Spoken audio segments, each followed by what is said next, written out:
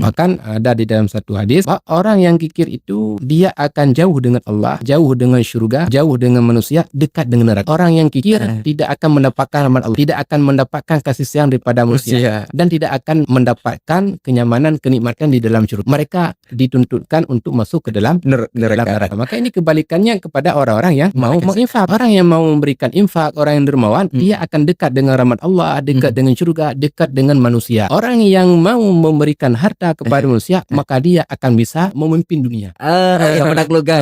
Bisa menaklukkan dunia kan. Jadi ini konsepnya. Kalau ingin menaklukkan dunia, berikan harta kepada manusia. Pasti kita akan bisa menaklukkan hati mereka.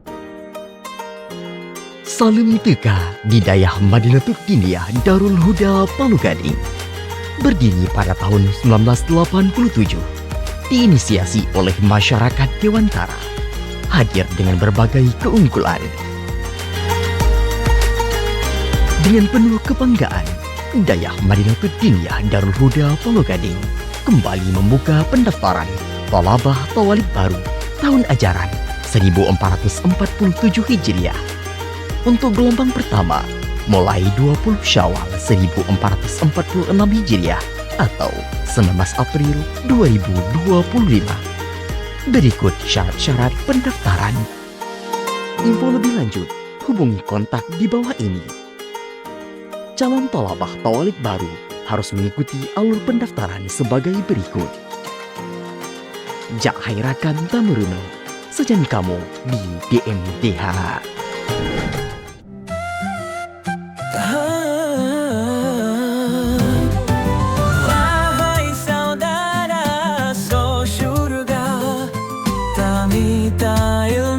Serta beramal Demba Podcast setia bersama, bincang seru nambah ilmu. Assalamualaikum warahmatullahi wabarakatuh. Waalaikumsalam. Ahlan ahibba di Hamda TV dimanapun Anda berada. Senang sekali saya Nur Zari hadir kembali menjumpai Anda dalam satu program persembahan terbaik dari DMDH TV, yaitu DMDH Podcast Muhadatsah Ramadan, bincang seru nambah ilmu.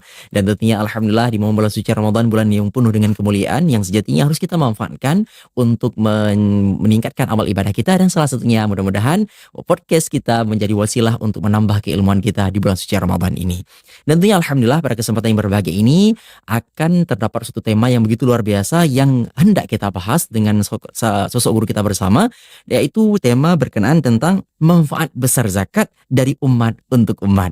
Dan tentunya alhamdulillah sebagaimana yang kita ketahui bahwa zakat merupakan salah satu daripada rukun Islam yang sejatinya dibebankan oleh Allah Subhanahu wa taala kepada kita semua sebagai bentuk kepedulian sosial untuk terjalinnya hubungan hablum minan nas yang lebih baik dan yang lebih harmonis tentunya. Lantas bagaimanakah pembahasan yang lebih lanjut mengenai zakat tersebut? Kita akan membahas dengan sosok yang begitu luar biasa. Beliau merupakan salah seorang Dewan Guru Senior Dayah Madinatul Diniyah Darul Huda Palu Gading. Beliau adalah Tengku Jarjani Muhammad Syah. Langsung saja kita sapa beliau. Assalamualaikum Guru. Waalaikumsalam warahmatullahi wabarakatuh. Bagaimana kabar pada malam yang berbahagia ini Guru? Alhamdulillah baik. Alhamdulillah, dan tentunya kita juga berharap kepada seluruh ahibah DMDH TV dimanapun Anda berada juga dalam kondisi sehat walafiat sehingga dapat mengikuti perbincangan kita pada kesempatan yang berbahagia ini, dikarenakan perbincangan kita insya Allah akan menjadi perbincangan yang cukup menarik, dikarenakan kita membahas tentang suatu tema yang sejatinya akan kita lakukan di penghujung bulan Ramadan untuk menunaikan kewajiban kita untuk tazkiyah kita. Masya Allah.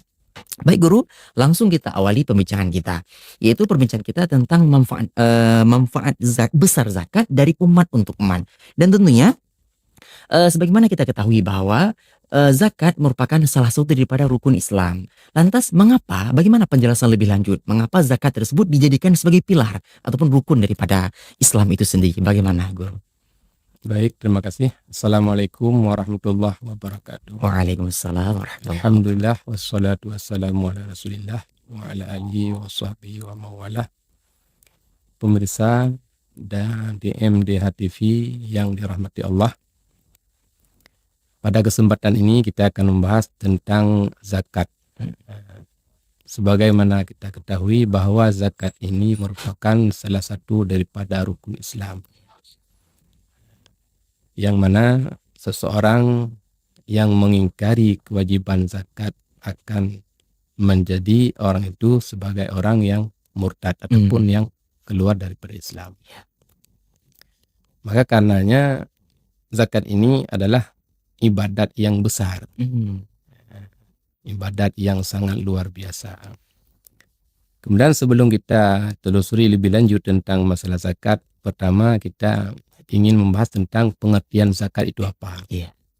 Tersebut di dalam kitab Hawi Mawaridi bahwa zakat itu satu nama yang jelas bagi untuk mengambil sesuatu harta yang khusus. Dia ada sifat-sifatnya yang khusus yang diperuntukkan bagi orang-orang yang khusus. Masya Allah. Jadi zakat ini merupakan nama harta yang khusus yang diambil daripada orang yang khusus yang diperuntukkan kepada orang khusus. Masya Allah. Maka dari definisi ini dapat kita rincikan. Yang pertama, zakat ini adalah ini kita bahas yang pertama zakat harta. Zakat merupakan satu nama harta. Kalau itu zakat harta. Iya. Yang diambil daripada orang-orang yang khusus. Dan harta ini pun juga harta yang khusus. Iya. Bukan Sembarangan harta. Jadi harta yang dikenakan zakat ini yang pertama adalah mawashi ataupun binatang na'am. Iya. Yang mana binatang na'am ini termasuk 3 jenis binatang. Yang pertama ghanam, kambing, kibas, biri-biri, atau yang satu jenis dengannya. Iya. Yang kedua adalah ibil, unta. Dan yang ketiga adalah bakar, lembu, ataupun kerbau. Jadi hanya harta ini kalau dari sisi binatang, cuma binatang ini saja yang dikenakan zakat. Kemudian yang kedua dari sisi tumbuhan, kalau buah-buahan cuma dua macam. Yang pertama adalah kurma, yang kedua adalah anggur. Kemudian kalau dari sisi biji-bijian, hanya biji-bijian yang dapat dijadikan sebagai makanan pokok. Iya. Kemudian ada lagi emas, perak, dan harta perdagangan, sejarah, dan rikas, dan juga ma'den. Jadi kenapa Allah mewajibkan zakat pada harta-harta tersebut? Iya. Kenapa Allah tidak mewajibkan harta misalnya pada batu permata, batu giok, Iya, boleh ataupun jadi. pada benda-benda yang lain yang bahkan kadang-kadang ada benda yang sangat tinggi harganya tapi tidak dikenakan zakat. Allah. Kenapa cuma harta ini saja? Kalau kita baca di dalam kitab Hikmatut Tasyri' wal Falasafah, Allah wajibkan harta pada harta tersebut. Kenapa harta tersebut sangat mudah untuk mengambil manfaat, dan harta tersebut sangat banyak orang yang membutuhkannya. Oh iya ya. Ya, misalkan tumbuhan, buah-buahan, kurma, anggur ini kan bisa dijadikan sebagai makanan pokok. Begitu juga dengan biji-bijian, beras, gandum, ini juga bisa dijadikan sebagai makanan pokok. Iya. Kemudian zakat emas, perak, ini emas dan perak bisa dijadikan sebagai alat menukar. Jadi seseorang yang diberikan zakat dari berupa emas dan perak langsung bisa dibeli beras, langsung bisa diberikan makanan, dibelikan makanan pokok. Jadi harta ini harta yang sangat mudah untuk dimanfaatkan oleh masyarakat, dan harta ini sangat dibutuhkan oleh masyarakat. Sedangkan kalau kita bandingkan misalnya permata, kadang-kadang kita mempunyai permata, tapi untuk kita jualkan kepada orang lain untuk kita membelikan makanan pokok, tidak ada orang yang sanggup membelinya karena harga saking mahalnya kan. Kalau kemarin-kemarin itu ada lagi benda yang dinamakan dengan batu giok. Kan pada masanya pernah fantastis harganya kan? Tetapi hanya satu saat. Coba kita bandingkan sekarang, tidak ada lagi harganya. Insyaallah. Tetapi kalau harta-harta yang kita sebutkan tadi itu setiap saat harganya tetap normal, stabil, dan semua masyarakat dibutuhkannya, dan pada masa kapanpun manusia membutuhkannya. Yang pertama. Yang kedua, zakat ini diwajibkan di atas orang-orang yang tentunya memiliki harta tersebut dan sudah mencapai nisabnya. Apakah ini ada suatu kezaliman terhadap Allah? Kenapa Allah mewajibkan zakat kepada orang-orang kaya? Tentunya tidak. Karena salah satu daripada hikmah diwajibkan zakat yaitu untuk untuk menetralkan adanya lebih kurang daripada sisi harta terhadap sesama manusia. Iya. Karena Allah innallaha faddala ba'dakum ala ba'din fi rizqi. Sesungguhnya Allah ini memberikan kelebihan kepada sebahagian manusia di atas sebahagian lain pada rezekinya. Jadi ketika ada lebih kurangnya harta di antara sesama manusia, maka Allah mewajibkan kepada orang yang diberikan kelebihan harta untuk memberikan sedikit hartanya kepada orang lain yang sedikit kemampuannya. Jadi di sini tidak ada kezaliman, bahkan di sini terdapat hikmah yang sangat besar. Bagaimana rasa sosial kita terhadap sesama manusia, yang mana kita selalu merasakan kelezatan, banyak harta, kenyamanan. Orang lain kan juga membutuhkan. Bagaimana kita sisihkan sedikit harta kepada orang lain. Kemudian orang yang kita berikan zakat kepada mereka itu juga ini orang-orang yang khusus. Tentunya orang yang fakir miskin kan. Orang yang berhutang tidak ada uang untuk membayarnya, ataupun orang yang merantau, mualaf dan lain sebagainya yang termasuk di dalam asnaf yang 8. Kemudian kenapa zakat ini adalah salah satu cara untuk memakmurkan masyarakat. Maka di sini kita dapat mengambil beberapa alasan.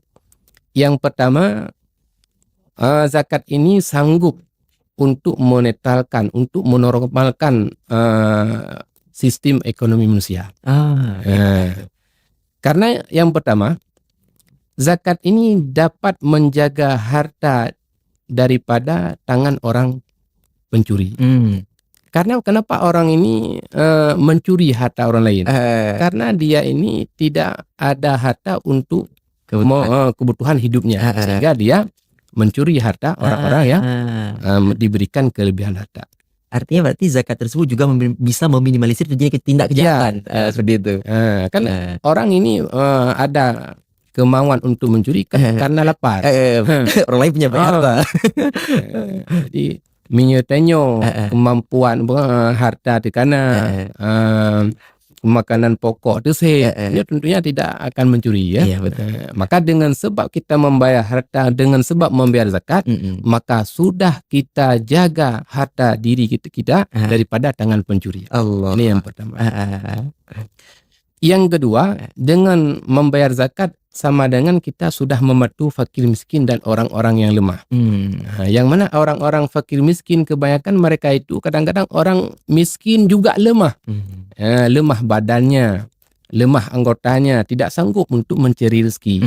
Jadi jangan kita bebankan mereka itu yang sudah dalam keadaan lemah badannya, kita bebankan untuk mencari nafkah. Jadi karena ini kita salurkan kepada mereka orang-orang yang lemah. Yang ketiga, harta ini memberi zakat ini juga dapat menyucikan jiwa kita daripada dosa. Yang mana kita sudah kita akui bahwa tidak terlepas daripada dosa kecuali Nabi kan. Jadi setiap dosa-dosa yang kita lakukan, apakah dengan sengaja ataupun tidak, yang tentunya dosa kecil, maka dengan kita membayar zakat, kita dibersihkan oleh Allah, artinya diampunkan dosa-dosa kita yang telah kita perbuat. Maka ini sebenarnya membayar zakat ini bukan hanya membuat baik kepada orang lain. Sebenarnya membayar zakat ini juga membuat baik kepada diri kita sendiri. Sesuai dengan dalam satu ayat, in ahsantum li anfusikum. Jika kalian berbuat baik kepada mereka, sebenarnya kalian telah berbuat baik kepada diri sendiri. Kemudian yang keempat, kenapa mewajibkan akan gini? Yang keempat, alasannya kenapa Allah mewajibkan zakat, dan zakat ini sebagai cara yang pertama untuk meminimalisir terjadi kejahatan, ataupun meminimalisir kebutuhan sesama manusia. Betul. Karena zakat ini mewajibkan kita bersyukur kepada Allah. Dengan otomatis ketika kita membayar zakat sama dengan kita sudah mensyukur atas nikmat Allah yang telah diberikan kepada kita, yang lebih Allah berikan dibandingkan orang fakir miskin.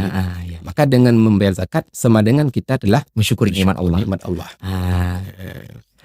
Luar biasa. Berarti dari yang telah guru sampaikan tadi, bahwa mengapa Allah Ta'ala memberikan kewajiban kepada kita pada harta-harta tertentu, dikarenakan harta tersebut merupakan harta yang memiliki manfaat yang begitu banyak dan juga sangat dibutuhkan oleh masyarakat, dan kebermanfaatan tersebut bukan hanya berlangsung pada satu saat, tetapi berlangsung dengan lama dalam konteks masa yang panjang seperti itu. Luar biasa guru. Kemudian apabila kita perhatikan dalam konteks zakat tersebut ditempatkan dalam urutan ketiga dalam rukun iman, rukun Islam. Maka apakah ada hubungan dalam setiap penempatan tersebut sehingga setelah Allah Ta'ala membebankan kepada kita sholat, maka pada posisi ketiga langsung kepada ibadah zakat. Bagaimana itu penjelasan lebih lanjut guru? Kalau kita lihat di dalam kitab-kitab fikah, oleh para ulama kebanyakannya menertibkan susunannya di dalam kitab fikah ini dengan ada 4 macam perkara. Yang pertama, mereka menyusun dengan bab ibadah, yang di dalamnya termasuk iman, salat, puasa. Kemudian menyusun dengan bab muamalat, harta. Betul. Maka kita hubungkan zakat. Zakat ini sebenarnya termasuk di dalam bab muamalat. Karena setelah kita memantapkan jiwa kita terhadap Allah, setelah kita memantapkan jiwa kita untuk mengetahui bagaimana cara beribadah kepada Allah, beriman kepada Allah, melakukan salat, maka tentunya kita membutuhkan sisi yang lain. Artinya membutuhkan sisi untuk kebutuhan hidup. Yang pertama, kebutuhan kita untuk beribadat kepada Allah. Yang kedua, kebutuhan kita untuk kita bisa hidup dengan cara kita mencari makanan yang bisa kita jadikan penumpang hidup kita. Maka inilah zakat.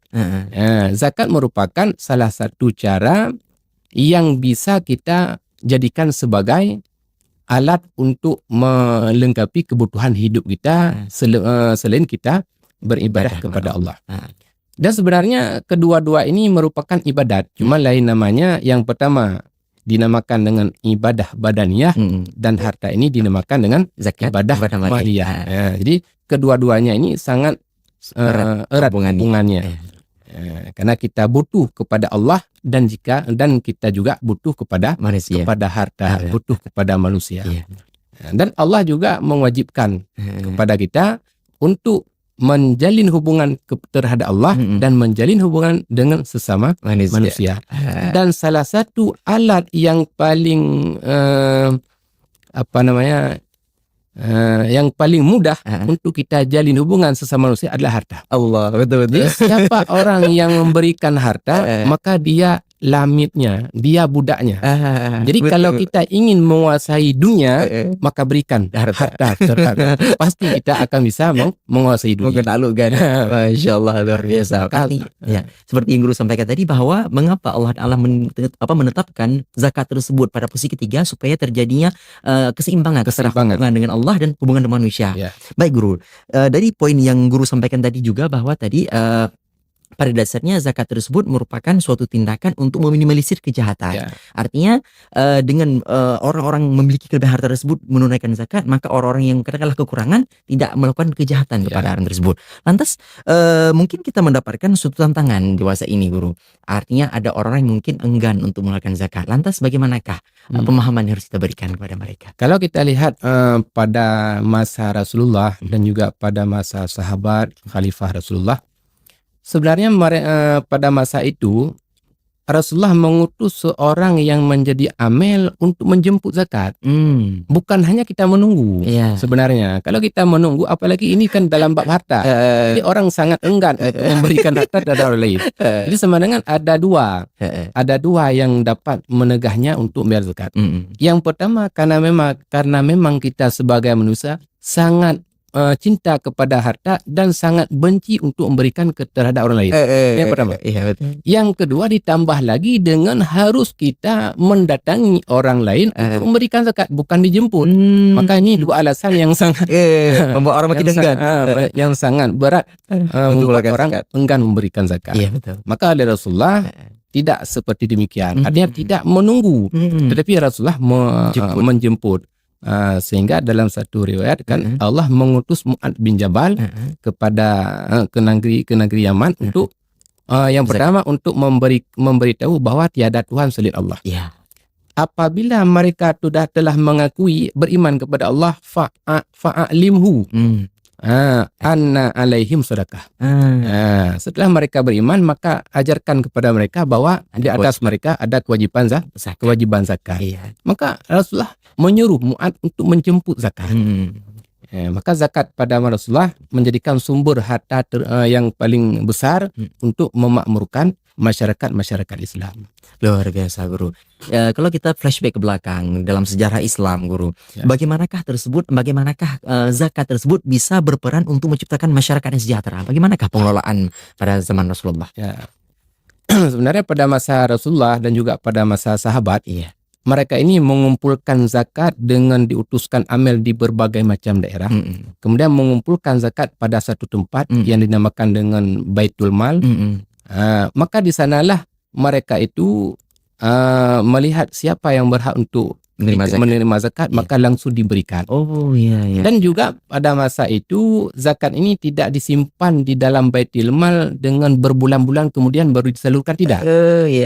Kalau saya baca dalam satu sejarah, kalau zakat diberikan pada waktu pagi, tidak sampai siang sudah disalurkan kepada orang yang berhak menerimakan zakat. Gerak cepat. Jadi kan orang-orang ini kadang sudah dari 2 hari mereka belum makan. Ada zakat di Baitul Mal, cuma bisa melihat-lihat saja, tidak bisa kita ambil. Kan ini kan sangat lucu. Aksesnya tidak ada. Aksesnya tidak ada. Jadi orang-orang fakir miskin sudah menunggu lama, sedangkan kita hanya menunda-nunda untuk membayar zakat. Dan yang lucunya lagi, orang yang memiliki harta tidak menunda-nunda untuk membayarnya, langsung dia bayar. Tetapi kita yang menerimanya, kenapa kita harus menunda? Kenapa tidak langsung kita salurkan kepada orang yang mustahik? Maka ini salah satu cara untuk memakmurkan harta zakat. Maka mereka mengumpul satu tempat. Bahkan pada masa itu tidak ada orang yang memiliki harta langsung menyalurkan zakat secara pribadi, tidak ada. Kan kalau zaman ini kan banyak orang yang memiliki harta langsung membagikan secara pribadi kepada siapa yang ingin dia berikan, langsung diberikan. Jadi tidak dikumpulkan pada satu tempat. Sebenarnya ini adalah salah satu cara yang salah dalam pengelolaan zakat. Karena kalau kita memberikan secara pribadi, yang pertama harta yang kita miliki ini tidak banyak. Yang kedua, orang yang kita berikan belum tentu orang itu benar-benar berhajat. Karena kita tidak mengetahui secara pasti siapa orang yang berhajat. Tetapi kalau kita kumpulkan di Baitul Mal, ada di Baitul Mal itu amil zakat, ada yang orang yang mengumpul zakat, ada yang menulis siapa yang mustahik, ada yang menatakan harta-harta orang yang telah diwajibkan zakat. Jadi semuanya sudah disusun dengan rapi, dengan semaksimal mungkin. Maka mereka itu sangat selektif, sangat selektif, sangat mengenal siapa yang mustahik, siapa yang berhak, siapa yang diwajibkan. Maka inilah cara yang menurut kita sekarang ini yang jauh bertentangan dengan cara yang diajarkan oleh Rasulullah. Maka kita lihat sekarang, kenapa kita tidak bisa memakmurkan orang dengan zakat? Karena caranya yang berbeda, kurang tepat. Jadi memang saja yang cara. Jadi kumpul je ke beberapa tempat, sehingga kan kalau satu dewantara kita kumpulkan zakat, saya rasa ini mencapai puluhan miliar zakat. Kalau puluhan miliar zakat per tahun, pasti orang-orang ini akan merasakan kemakmuran. Orang-orang yang tidak mampu. Kemudian kalau kita lihat pada masa Rasulullah, Hmm. cara mereka itu memberikan zakat, menyalurkan zakat, mereka itu melihat profesi orang yang menerima bagaimana. Oh iya iya. Kalau orang yang menerima zakat profesinya sebagai petani, maka kita berikan modal untuk pertanian. Oh tergantung kebutuhan Tergantung berarti. kebutuhan. Kalau mereka itu ahli bagian pertukangan, maka kita berikan zakat kepadanya yang mencukupi untuk membelikan alat pertukangan, yang dengan alat pertukangan itu kalau dia membuat satu rumah atau berbagai macam, maka hasilnya mencukupi untuk kebutuhannya. Artinya zakat yang dimaksudkan di sini itu zakat yang memberikan suatu produktivitas Ya. orang menerima. Ya, jadi bukan hanya sekedar memberikan. Tapi ada keberlanjutannya, Ada kemanfaatannya. Kalau kita hanya memberikan kali Harta. ini kita memberikan harta misalnya 1 juta. Kalau dia tidak memaksimalkan, maka harta ini kan Akan 2 habis. hari akan habis. Apalagi uang. Kalau 2 hari sudah habis, maka besok sudah miskin lagi dia kan. Betul. Tetapi bukan seperti itu. Iya, Kita berikan kepada dia kecukupan untuk membeli alat, yang dengan alat itu apakah dia akan bertijarah, yang hasilnya akan mencukupi per hari kehidupannya. Yang meningkatkan kesejahteraan. Maka inilah yang dimaksudkan dengan kekayaan di dalam berzakat. Masya Allah. Luar biasa guru. Artinya pada dasarnya pengelolaan zakat yang diterapkan pada masa Rasulullah tersebut benar-benar semakin menumbuhkan produktivitas. Ya. Sehingga dengan produktivitas yang dimiliki oleh mustahik tersebut bisa meningkatkan kesejahteraan Ya. mereka. Luar biasa guru. Kemudian guru, apabila kita perhatikan juga bahwa dalam pengelolaan zakat tersebut tentunya akan ada mekanisme yang dijalani oleh orang-orang yang mengelola zakat tersebut. Lantas dalam kondisi dewasa ini seperti yang guru sampaikan tadi, apakah di kecamatan ataupun hanya di kabupaten saja ada badan yang mengelola zakatnya seperti itu guru? Sebenarnya ini tergantung kebutuhan. Kalau memang dalam satu daerah membutuhkan setiap kampung ada baitul mal atau setiap kecamatan ada satu baitul mal, ini boleh-boleh saja. Tergantung bagaimana besarnya daerah kan. Karena kalau kita lihat khususnya di Kecamatan Dewantara ini, dalam satu kampung di Dewantara, kalau dalam kecamatan di Merah Mulia, di dalam Domisili guru saya, ini bahkan satu kampung di sana, satu dusun di sini. Oh, Jadi iya. besarnya kampung. Sehingga satu kampung di sana bandingnya satu dusun di sini. Kalau satu kampung di sini hampir satu kecamatan. Iya. Maka kalau seperti ini tentunya kan dalam satu kampung ini kira-kira sudah berhajat ada satu baitul mal. Tergantung. Karena memang ini kampung yang banyak. sangat besar. Ya, luar biasa guru. Jadi kan apa istilahnya seperti yang guru sampaikan tadi bahwa pada masa Rasulullah tersebut juga pengelolaan zakatnya benar-benar dilakukan untuk menunjang produktivitas sehingga dengan produktivitas tersebut meningkatkan kesejahteraan di para mustahik. Dan sehingga pada zaman dahulu itu mungkin sangat minim kita mendapat pada masa Rasulullah tersebut orang-orang yang miskin katalah seperti itu. Ya. Apakah sistem tersebut mungkin kita terapkan dewasa ini? Bagaimana itu guru? Sebenarnya kalau mungkin kalau membicarakan tentang mungkin ini mungkin saja. Kan secara akal kan ini mungkin saja. Cuman apakah mau orang yang membuatkan sistem zakat seperti Rasulullah? Kita tidak mengatakan apakah bisa, tidak. Karena semua orang mengetahui caranya. Semua orang mengetahui bagaimana pada masa Rasulullah mengelola zakat. Semua orang tahu. Tetapi apakah orang yang telah diutuskan untuk mengelola zakat mau atau tidak? Allah, tinggal maunya. Tinggal mau atau tidak. Kalau cara sudah diatur oleh Rasulullah. Bahkan pada Rasulullah bukan hanya sekedar zakat saja kan, juga ada penghasilan daripada orang-orang kafir yang mereka tinggal di negeri Islam, Pajak, yang dimintakan yang diwajibkan pajak kepada orang Islam. Justru kalau kita lihat sekarang ini malah kita orang Islam sangat-sangat disulitkan dengan adanya pajak. Betul. Jadi bukan hanya memberikan zakat, tetapi juga ada yang diwajibkan pajak. Kemudian kalau kita lihat apa perbandingan antara pajak dengan zakat, ini sangat jauh perbedaannya. Zakat diambilkan daripada orang yang mampu, diperuntukkan kepada orang tidak mampu. Kalau pajak? Ini kemasalahan yang besar kan? Iya. Kalau pajak diambil daripada orang tidak mampu diperuntukkan kepada orang mampu. Allah. Ini kezaliman yang luar biasa. Masya Allah. Kezaliman yang sangat luar biasa. Artinya pada dasarnya konsep yang tadi diajarkan zakat itu benar-benar luar biasa. Sangat luar biasa. Artinya kita mengambil harta dari orang yang mampu kemudian dipergunakan kepada orang yang kurang mampu, Ya. sehingga terjadilah keseimbangan kehidupan, Ya. sehingga kesejahteraan itu benar-benar merata dirasakan oleh masyarakat. Begitu luar biasa pembahasan kita dengan guru kita bersama yang telah memberikan pencerahan kepada kita bahwa zakat sejatinya apabila kita maksimalkan, insya Allah benar-benar akan menghasilkan suatu kemaslahatan dari umat untuk umat, dirasakan manfaatnya begitu luar biasa. Dan tentunya perbincangan kita belum selesai, insya Allah kita akan kembali setelah jeda pariwara berikut ini. Telah setia bersama kami di acara Muhadatsah Ramadan, bincang seru nambah ilmu.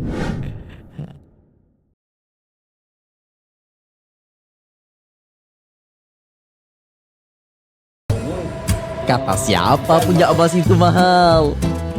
Di toko emas intan Krungguku cukup 100.000 rupiah. Kamu sudah bisa punya emas tanpa drama. Nggak ribet, nggak riba, pastinya berkah. Dikelola oleh seorang santri, jadi insya Allah aman dan terpercaya. Mau emas dengan hati tenang? Langsung aja ke Jalan Ramai Gede Krungguku, samping Bank Aceh Syariah. Toko emas intan Krungguku. Emasnya berkah, prosesnya mudah.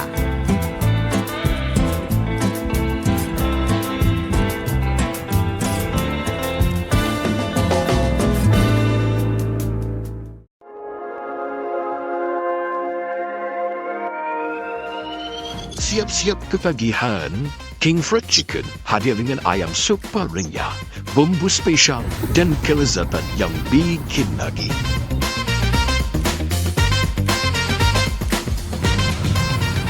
Crispy, juicy, pedasnya lagi.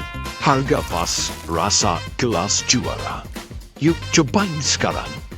King Fried Chicken, Raja Ayam Goreng, Raja Rasa.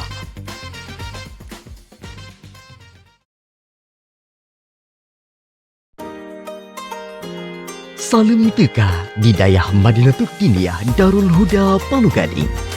Berdiri pada tahun 1987, diinisiasi oleh masyarakat Dewantara, hadir dengan berbagai keunggulan. Dengan penuh kebanggaan, Dayah Madinatul Diniyah Darul Huda Palu Gading kembali membuka pendaftaran Thalabah Tawalib baru tahun ajaran 1447 Hijriah. Untuk gelombang pertama, mulai 20 Syawal 1446 Hijriah atau 19 April 2025. Berikut syarat-syarat pendaftaran. Info lebih lanjut, hubungi kontak di bawah ini. Calon thalabah tawalib baru harus mengikuti alur pendaftaran sebagai berikut. Jak Hairakan Tamuruno, sejan kamu di DMDH. Multicore Creative,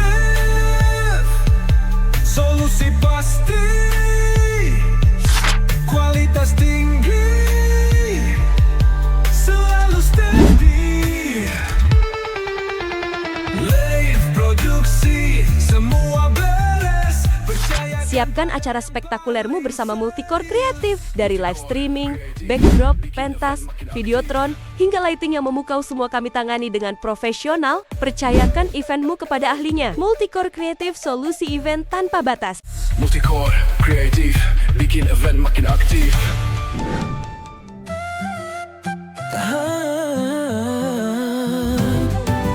Wahai saudara, so syurga, Tamita ilme serta beramal, Demba Otke setia bersama, bincang seru, nambah ilmu. Alhamdulillah, ahibba DMD TV dimanapun Anda berada, terima kasih Anda masih setia bersama kami menyimak perbincangan yang begitu luar biasa dengan guru kita bersama yang telah menjelaskan kepada kita bahwa sejatinya zakat tersebut apabila benar-benar kita optimalkan, benar-benar akan memberikan manfaat begitu luar biasa dengan konsep dari umat untuk umat, begitu luar biasa. Baik guru, kembali kita lanjutkan perbincangan kita pada kesempatan yang berbahagia ini. Sebagaimana yang guru sampaikan tadi bahwa zakat apabila benar-benar kita optimalkan dan sejatinya apabila kita salurkan kepada Baitul Mal katakanlah, yang mana Baitul Mal dengan SOP yang telah dibentuk dengan sedemikian rupa benar-benar akan memberikan kemanfaatan luar biasa kepada masyarakat. Lantas dewasa ini guru, bagaimanakah dalam konteks masyarakat modern seperti ini, bagaimanakah cara kita mengedukasi masyarakat sehingga masyarakat tersebut yang memang mereka telah mampu benar-benar memiliki kesadaran untuk menunaikan zakat, bagaimana itu? Yang pertama kita harus memberi pemahaman kepada mereka tentang penyaluran zakat. Mana yang lebih baik dan mana yang tidak lebih baik kan. Yang kedua kita harus memberi pemahaman kepada mereka yang bahwa memberikan zakat kepada Baitul Mal ini lebih optimal untuk disalurkan kepada orang yang benar-benar dia ini adalah mustahil, orang yang berhak menerima zakat. Kemudian yang kedua, ini di dalam Baitul Mal juga harus kita optimalkan bahwa mereka benar-benar menjalankan tugasnya sesuai dengan yang telah ditetapkan kepada mereka. Karena ini kadang-kadang oleh masyarakat tidak mau memberikan zakat kepada Baitul Mal karena mereka ini menduga Baitul Mal ini kadang-kadang ada yang tidak mau mengeluarkan zakat secara benar. Kadang-kadang tahun ini kita berikan zakat kepada Baitul Mal, tahun depan baru dia salurkan. Ini kan suatu kejanggalan dan suatu penyesalan bagi orang yang menyalurkan zakat. Betul. Maka kedua-duanya ini harus kita optimalkan. Jadi orang yang memiliki harta yang ingin berzakat harus kita beri pemahaman kepada mereka tentang kelebihan memberikan zakat kepada Baitul Mal. Yang kedua, dari pihak Baitul Mal yang mengelola zakat ini juga harus benar-benar menerapkan zakat sesuai dengan ketentuan yang telah ditetapkan kepada mereka yang sesuai pada masa Rasulullah. Mungkin ini sebagai edukasi sehingga masyarakat mau memberikan zakat kepada Baitul Mal. Luar biasa guru. Artinya memang pengelolaan yang sedemikian rupa dengan baik dari pihak Baitul Mal sendiri dan juga kesadaran masyarakat untuk benar-benar memberikan zakat tersebut Baitul Mal, insya Allah akan memberikan dampak yang begitu luar biasa kepada umat sehingga benar-benar zakat tersebut bisa mengatasi kemiskinan ataupun meningkatkan kesejahteraan umat. Masya Allah luar biasa guru. Selanjutnya guru, apabila kita perhatikan lebih lanjut juga. Sekarang kan pengelolaan zakat tersebut mungkin dari si konsep sekarang kan diserahkan uang, diserahkan uang katakanlah seperti itu. Lantas apakah ada istilahnya ketentuan tersendiri dalam penyerahan uang tersebut kepada masyarakat sehingga dengan penyerahan uang tersebut benar-benar bisa memberikan dampak yang luar biasa kepada si mustahik? Kalau kita lihat dalam mazhab Syafi'i, ini harta ini ada dua macam, ada harta in, ada zakat in dan ada zakat tijarah. Kalau memang ini adalah zakat in, maka mesti dikeluarkan innya. Mana zakat in? Itu seperti zakat biji-bijian, buah-buahan, binatang ternak, kan? Emas dan perak. Ini merupakan zakat in yang menurut mazhab Syafi'i mesti dikeluarkan bentuk innya. Kemudian kalau zakat tijarah, ini mungkin boleh dijadikan sebagai harga barang yang mereka tijarah. Baik, luar biasa guru. Artinya sebagaimana yang guru sampaikan tadi juga bahwa dikarenakan kondisi zakat tersebut ada dua, ada zakat in, ada zakat harta ataupun zakat tijarah tersebut kita keluarkan sesuai dengan yang ditetapkan. Kalau in ya bendanya kita keluarkan, kalau tijarah ya dari segi harganya kita keluarkan. Luar biasa. Dan tentunya guru, kalau kita perhatikan sekarang ada kemudahan-kemudahan yang ditawarkan dengan dengan perkembangan zaman dewasa ini. Itu ada saat ini ada platform digital yang memang betul-betul memudahkan masyarakat untuk membayar zakat. Lantas bagaimanakah Islam memandang pembayaran zakat melalui teknologi tersebut? Apakah dibenarkan atau tidak? Ini harus kita telusuri bagaimana sistemnya. Jadi kita mungkin hari ini tidak bisa kita jawab apakah bisa ataupun tidak. Namun apabila sistem pengelolaannya dengan persyaratannya sesuai dengan yang disyariatkan di dalam zakat, mungkin ini boleh-boleh saja, bahkan dapat memudahkan masyarakat untuk menyalurkan zakat. Apalagi kalau memang zakat ini berupa zakat tijarah, saya rasa ini tidak terjadi masalah karena yang dilihat adalah harganya. Berarti dari jarak jauh juga bisa diserahkan. Dan bahkan Saya rasa yang memang dibuat seperti itu pada zakat tijarah. Karena kalau zakat binatang ini dia mungkin masukkan itu Mungkin aplikasi ya. aplikasi kan. Maka saya rasa ini cuma pada zakat tijarah. Boleh-boleh saja kan. Artinya betul-betul dengan hadirnya kemajuan teknologi tersebut semakin memudahkan Ya. kepada orang-orang yang muzaki untuk menyalurkan zakatnya kepada si mustahik. Luar biasa guru. Kemudian guru, apabila kita perhatikan juga dewasa ini kan mungkin pada momen bulan Ramadan khususnya orang-orang kan menunaikan zakat, bukan hanya zakat fitrah tapi juga ada bentuk zakat malnya mereka. Lantas apakah harus kita berikan pemahaman kepada masyarakat? Apakah memang penunaian zakat fitrah, zakat mal tersebut harus dilakukan bulan Ramadan ataupun tergantung bagaimanakah ia memulai kegiatan tijarah ya? Sebenarnya kalau zakat ini diwajibkan kan pada sampai setahun. Pada harta tijarah ketika sampai setahun dan mencukupi nisab baru diwajibkan zakat. Tetapi di dalam zakat tijarah ini dibolehkan untuk mentakjilkan. Maka orang-orang ini memilih untuk memberikan zakatnya di bulan Ramadan. Karena di dalam bulan Ramadan ini ada satu kelebihan yang tidak ada pada bulan yang lain. Maka di dalam Islam ini kalau zakat tijarah dibolehkan untuk menyegerakan menunaikan zakatnya. Bahkan ada satu lagi zakat fitrah, yang mana secara umum sekarang ini zakat fitrah juga ada menakjilkan. Artinya belum sampai waktu wajibnya orang-orang telah menunaikan zakat fitrah. Apa alasan mereka itu? Kalau kita tanya alasan mereka supaya memudahkan untuk menyalurkan zakat kepada fakir miskin, sehingga mereka itu pada ketika masuknya pada malam hari raya mereka tidak lagi sibuk untuk menyalurkan zakat, tidak sibuk lagi untuk mengelola zakat. Maka apakah dibolehkan? Tentu dibolehkan, tetapi ada satu efek sampingnya, yaitu apabila orang yang kita salurkan zakat yang belum sampai pada masa kewajibannya, ketika malam hari raya, yaitu pada waktu wujub, orang yang telah menerima zakat kita sudah menjadi orang kaya. Maka ini efek samping. Apa efek sampingnya? Zakat yang kita berikan itu tidak lagi sah sebagai zakat, maka harus dikembalikan apabila dia mengetahuinya kan. Maka ini efek samping, dan tentunya efek samping ini tidak semuanya, cuma hal yang sedikit mungkin terjadi. Artinya mungkin jarang terjadi orang yang jadi kaya. Luar biasa. Tidak begitu jadi permasalahan kan.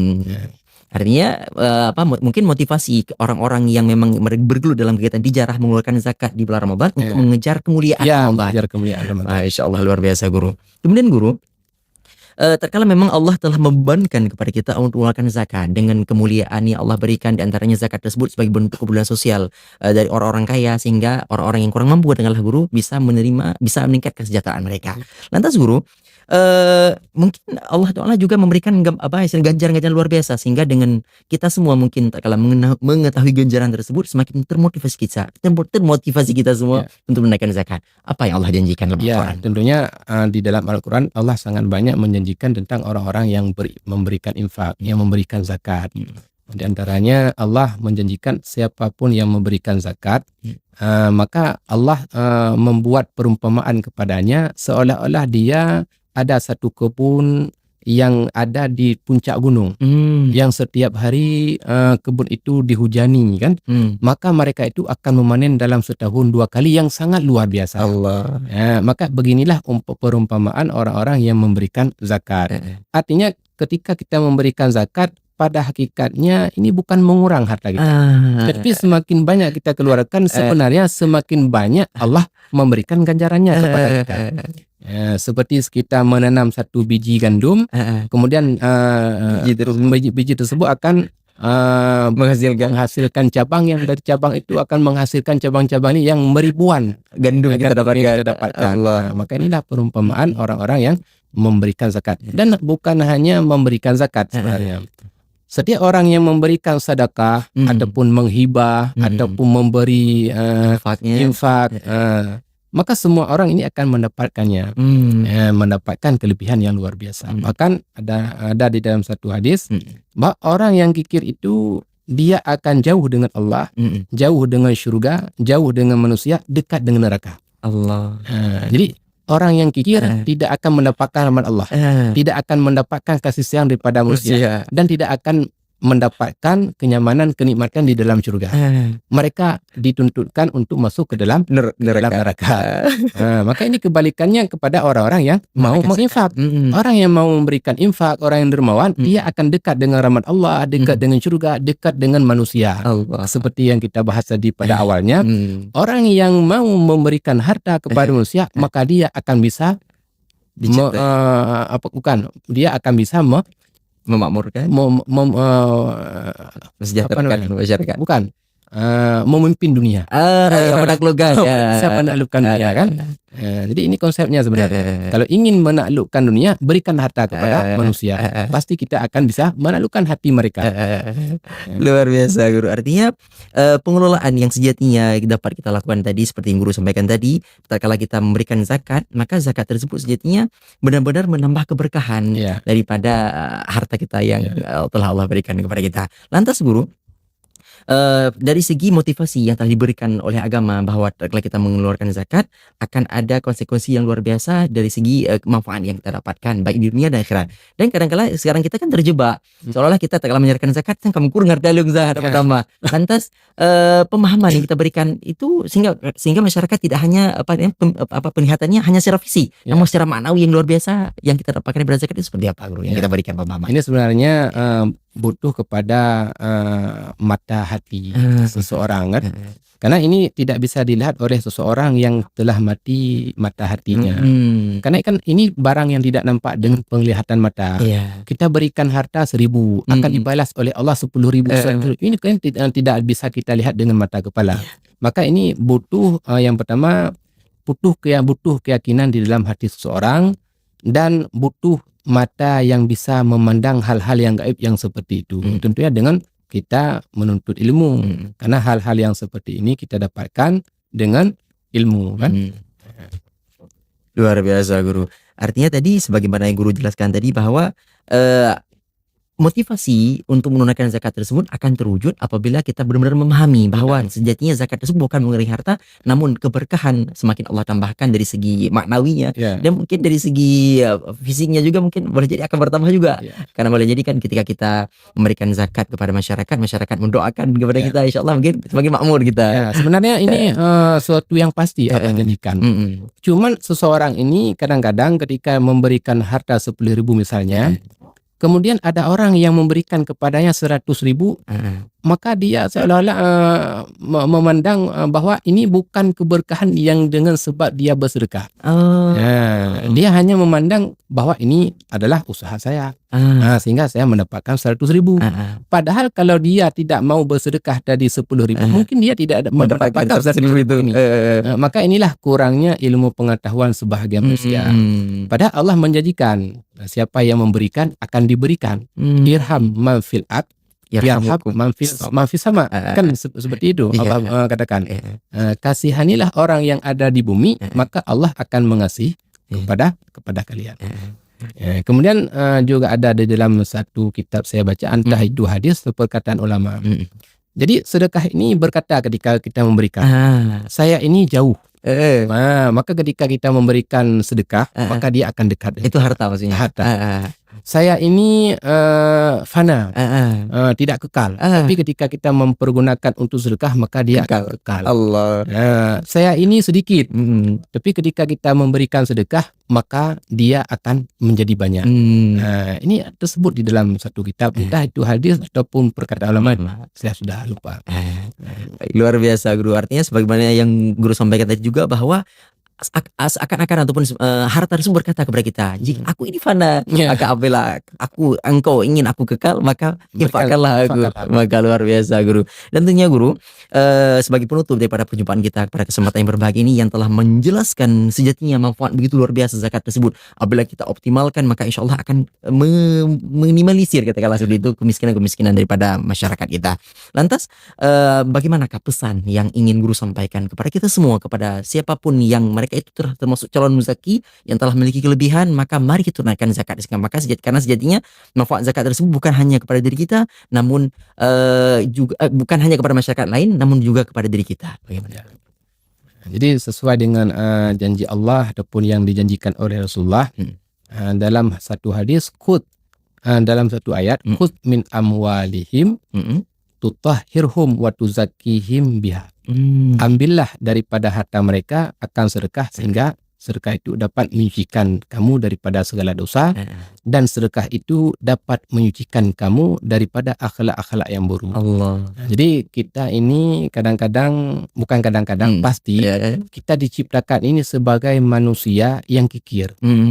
Jadi dengan kita memberikan zakat, maka sikap kikir kita akan dibersihkan oleh zakat. Maka seseorang yang bersifat dengan kikir tidak akan hilang kikirnya kecuali dengan memberikan zakat. Maka berikanlah zakat, yang zakat itu dapat menyucikanmu daripada dosa dan zakat itu dapat menyucikanmu daripada akhlak-akhlak yang buruk. Mungkin hanya ini sebagai pesan untuk masyarakat kita ini, sehingga kita tidak lagi enggan untuk mengeluarkan zakat. Karena sebahagian manusia menganggap zakat yang dikeluarkan ini akan habis. Padahal bukan.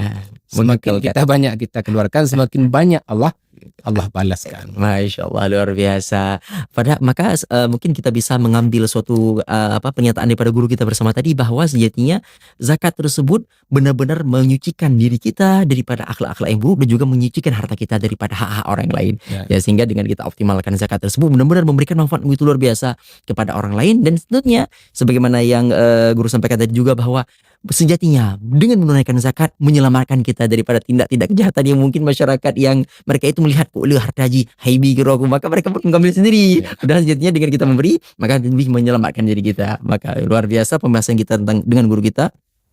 Mudah-mudahan perbincangan kita benar-benar memberikan pesan kepada kita semua, yang insya Allah kita semua telah menjadi calon muzaki. Mari kita tunaikan zakat kita, karena sejatinya dengan zakat maka benar-benar kita akan menyelamatkan kita di kehidupan dunia dan juga di akhirat sana. Sebagai penutupan bahwa zakat ini bukan hanya berbuat baik kepada orang lain, tetapi pada hakikatnya zakat ini telah berbuat baik kepada diri sendiri. Allah, berarti zakat tersebut bukan hanya berbuat baik kepada orang lain, tapi berbuat baik untuk diri kita sendiri. Luar biasa guru. Dan tentunya alhamdulillah guru, terima kasih atas perbincangan yang begitu luar biasa. Mudah-mudahan bisa memberikan pencerahan kepada kita semua yang mungkin kita masih enggan untuk mengeluarkan zakat. Ayo kita keluarkan zakat, karena sejatinya zakat tersebut untuk menyelamatkan kita dan menyelamatkan sesama kita dari kemiskinan, untuk kesejahteraan kita semua. Masya Allah guru. Dan tentunya ucapan terima kasih kami kepada guru, alhamdulillah atas kesempatan yang telah guru luangkan kepada kami. Dan tentunya juga kami sampaikan kepada para ahibah DHTV bahwa acara kita juga disponsori oleh berbagai sponsor yang luar biasa. Dan tentunya ucapan terima kasih kami kepada seluruh sponsor. Mudah-mudahan hubungan kita menjadi hubungan untuk memberikan kebermanfaatan kepada umat, menjadi wasilah kebaikan untuk kita semua. Amin ya rabbal alamin. Dan tentunya saya selaku pembawa acara pada kesempatan yang berbahagia ini mohon undur diri. Terima kasih atas perhatian. Terima kasih atas perhatian. Mohon maaf atas segala kekurangan. Subhanakallahumma bihamdik, nasyhadu an la ilaha illa anta, nastaghfiruka wa natubu ilaik. Assalamualaikum warahmatullahi wabarakatuh. Ila liqa, ma'assalam.